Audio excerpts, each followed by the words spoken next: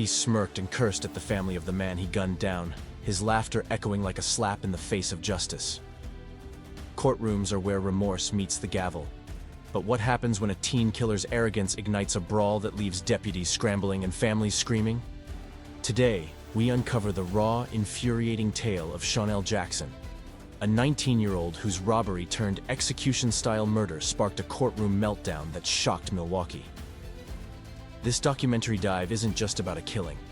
It's about a young man's descent into evil, a grieving family's fury, and the law's unyielding hammer, revealing how one night's greed can shatter lives forever. Case 1. Chanel Jackson. Laughter in the face of loss. July 6, 2009. Milwaukee, Wisconsin. In the quiet streets of River West, 19-year-old Chanel Jackson, a local teen with a growing rap sheet, set out with his 20-year-old accomplice, Derek Thomas, to rob someone, anyone, for quick cash. They spotted 21-year-old Nathan Potter, a University of Wisconsin-Milwaukee film student, walking home from a bar after a long night. Nathan, described by his parents as a loving young boy who dreamed of storytelling through movies, had no idea the shadows behind him held death. Jackson and Thomas approached, demanding money. When Nathan had none, Jackson breached the thin line between crime and cruelty, pulling a handgun and shooting him point blank in the chest, execution style. Nathan collapsed on North Damen Street, his life snuffed out in an instant, blood pooling under the summer stars. Education reveals that robbery escalations like this often stem from unchecked impulsivity in youth. Community programs teaching conflict resolution could prevent such tragedies. Hours earlier, Jackson had been linked to another non-fatal shooting, showing his escalating thirst for violence. The motive? Power and greed, not necessity. Nathan's body lay undiscovered for hours, his dreams of filmmaking silenced forever. Jackson fled the scene, boarding a bus to Mississippi to hide with relatives, evading capture for over 2 months. But on September 14, 2009, his uncle, Gerald Hawkins, tipped off Milwaukee police, leading to Jackson's arrest in Gulfport. Derek Thomas, arrested days after the murder, confessed, implicating Jackson as the shooter. In custody, Jackson's lack of remorse stunned detectives. He described the killing casually, smirking as he boasted about dodging witnesses. Ballistics matched shell casings from the scene to Jackson's gun, and Thomas's testimony painted a picture of premeditated cruelty. The investigation painted Jackson as a product of Milwaukee's tough streets, raised by his mother, Rachette Jackson, without knowing his biological father. Poverty and violence surrounded him. He lost a mentor to murder early, pushing him toward crime. By 19, arrests for resisting police and concealed weapons defined him. But nothing prepared the city for the trial that followed. In February 2010, at Milwaukee County Circuit Court, Jackson's case for first-degree intentional homicide and attempted robbery gripped the community. His behavior was a powder keg, smirking, cursing, and gesturing obscenely at Nathan's family during their emotional impact statements. Nathan's father, John Potter, delivered a gut-wrenching plea. "There's nothing that can be said to bring back our Nathan. Your sentence can ensure Shondell doesn't inflict pain like this again." Judge, there's nothing that can be said to bring back our Nathan. But your sentence can ensure that Shondell does not have the opportunity as a free man to inflict pain like this again. Is there such thing as pure evil? We think so. As John spoke of Nathan's kindness and dreams, Jackson's smirks cut deeper than any bullet, his gestures taunting the Potter's raw grief. Laws under Wisconsin's first-degree intentional homicide statute, Wisconsin.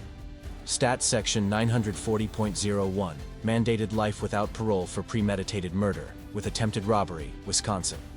Stat Section 943.32, adding years. Prosecutor Mark Williams showed footage of Jackson's post-verdict obscenities, crushing sympathy. Jackson's mother, Rachette, took the stand, tearfully defending him. "When I saw it on the news, I cried. I never had a clue my child had anything to do with it. My son is not a monster." But the evidence, confessions, ballistics, and Thomas's testimony painted a remorseless killer. Just before sentencing on April 16, 2010, Jackson spoke briefly. I apologize for my behavior. Please don't take my life from me, Judge Rebecca Dallett.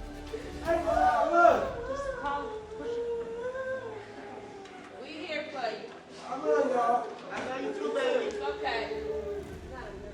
We here for you.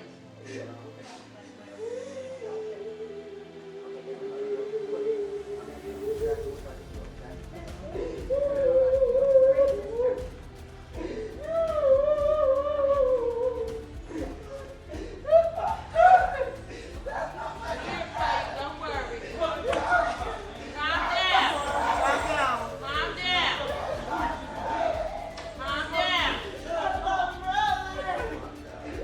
Calm down. Unmoved by his partial plea, called the crime pure evil. You can't take somebody's life. That's just wrong. She sentenced Jackson to life without parole for the murder, plus 5 years for attempted robbery and 5 for the earlier shooting, the consequence fitting his arrogance. As the gavel fell, Jackson erupted, cursing the judge and fighting deputies who pepper-sprayed and wrestled him down in a chaotic brawl that spilled into the hallway. His family added to the mayhem, shouting, "I hate you!"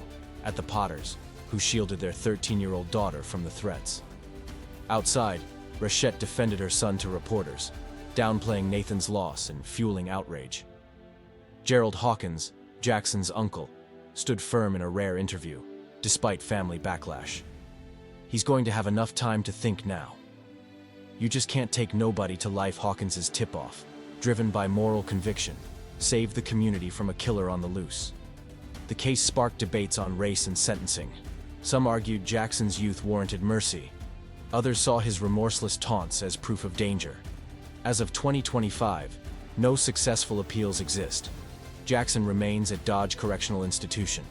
Nathan Potter, remembered for his warmth and cinematic dreams, lives on in his family's memories and a scholarship fund. His parents, John and Denise, endure sleepless nights. As a parent, you teach right from wrong.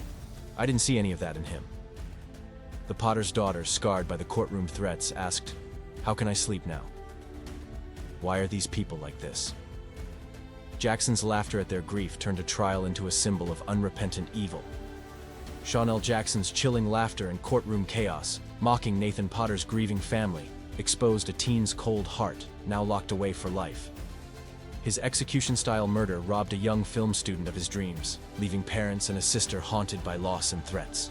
What drives such remorseless cruelty in a 19-year-old? Can justice ever mend a family's pain? Dive deeper into true crime's darkest corners. Subscribe and hit the bell for more gripping stories. Comment: does a teen killer deserve a second chance, or is life without parole the only answer? Next, we uncover the twisted bonds of couples who kill, where love fuels deadly chaos.